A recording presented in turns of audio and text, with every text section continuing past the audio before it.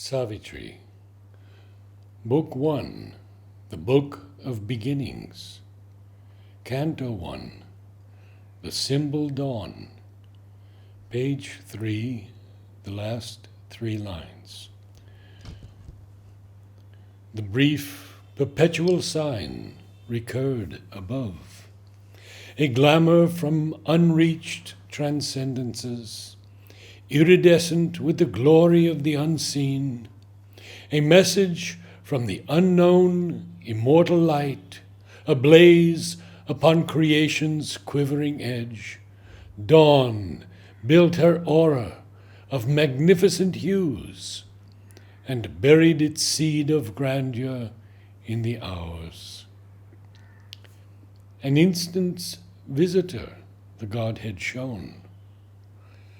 On life's thin border awhile the vision stood, and bent over earth's pondering forehead curve, interpreting a recondite beauty and bliss, in colors hieroglyphs of mystic sense. It wrote the lines of a significant myth, telling of a greatness of spiritual dawns, a brilliant code penned with the sky for page. Almost that day, the Epiphany was disclosed, of which our thoughts and hopes are signal flares. A lonely splendor from the invisible goal almost was flung on the opaque inane. Once more, a tread perturbed the vacant vasts.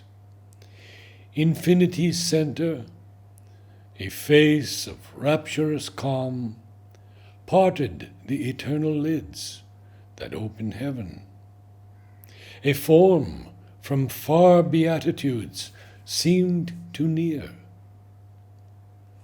Ambassadress twixt eternity and change, the omniscient goddess leaned across the breadths that wrap the fated journeyings of the stars, and saw the spaces ready for her feet. Once she half looked behind for her veiled son, then, thoughtful, went to her immortal work. Earth felt the imperishable's passage close.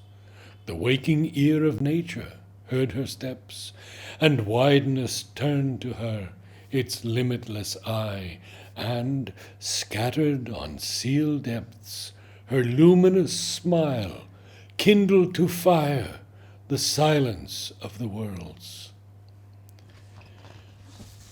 All grew a consecration and a rite. Air was a vibrant link between earth and heaven. The wide-winged hymn of a great priestly wind arose and failed upon the altar hills. The high boughs prayed in a revealing sky. Here, where our half-lit ignorance skirts the gulfs, on the dumb bosom of the ambiguous earth, here where one knows not even the step in front, and truth has her throne on the shadowy back of doubt, on this anguished and precarious field of toil, outspread beneath some large, indifferent gaze, impartial witness of our joy and bale, our prostrate soil bore the awakening ray. Here too the vision and prophetic gleam lit into miracles common, meaningless shapes. Then the divine afflatus spent, withdrew, unwanted, fading from the mortal's range. A sacred yearning lingered in its trace, the worship of a presence and a power too perfect to be held by death-bound hearts, the prescience of a marvelous birth to come. Only a little the godlight can stay.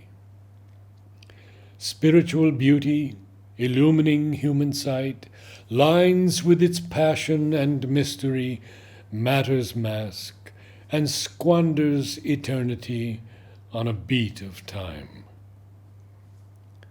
As when a soul draws near the sill of birth, adjoining mortal time to timelessness, a spark of deity lost in matter's crypt, its luster vanishes in the inconscient plains.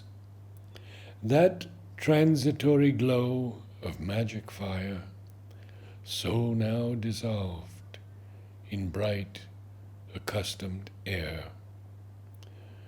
The message ceased, and waned the messenger.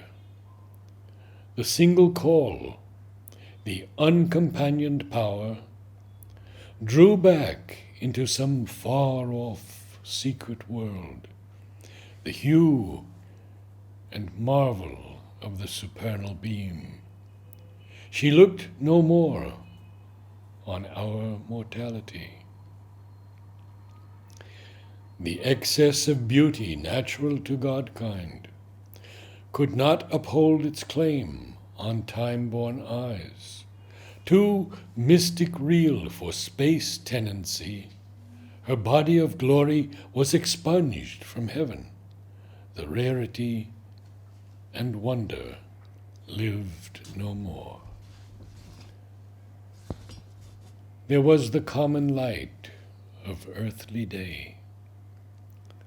Affranchised from the respite of fatigue, once more the rumor of the speed of life pursued the cycles of her blinded quest.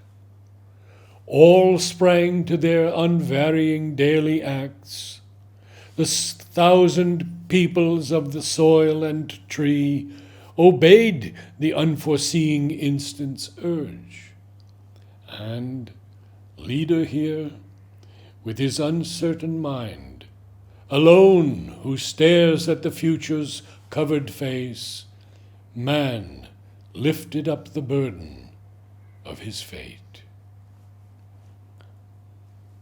And Savitri too awoke among these tribes that hastened to join the brilliant summoner's chant, and, lured by the beauty of the apparent ways, acclaimed their portion of ephemeral joy. Akin to the eternity whence she came, no part she took in this small happiness. A mighty stranger in the human field, the embodied guest within made no response. The call that wakes the leap of human mind, its checkered, eager motion of pursuit, its fluttering-hued illusion of desire, visited her heart like a sweet alien note. Time's message of brief light was not for her. In her there was the anguish of the gods, imprisoned in our transient human mold, the deathless conquered by the death of things. A vaster nature's joy had once been hers, but long could keep not its gold heavenly hue, or stand upon this brittle earthly base. A narrow movement on time's deep abysm, life's fragile littleness denied the power, the proud and conscious wideness, and the bliss she had brought with her into the human form, the calm delight that weds one soul to all, the key to the flaming doors of ecstasy.